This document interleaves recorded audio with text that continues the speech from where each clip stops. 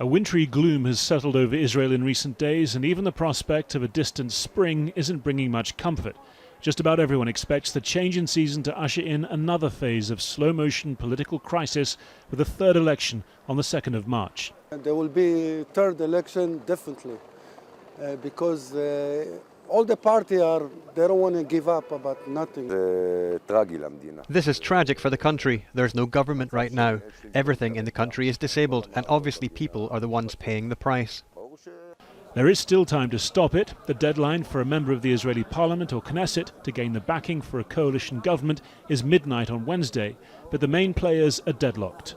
Benjamin Netanyahu, now indicted in 3 separate corruption cases, has taken to social media again this week, blaming his opponents for the stalemate.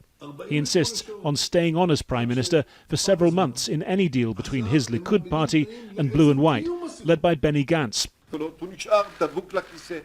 Gantz has refused to serve under an indicted Prime Minister and now says Netanyahu must renounce any claim to parliamentary immunity from prosecution.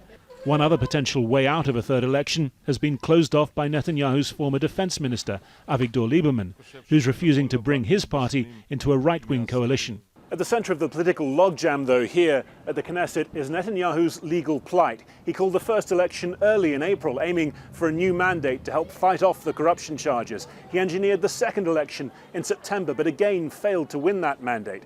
A third election would, at least, allow him to stay in office for the next 3 months.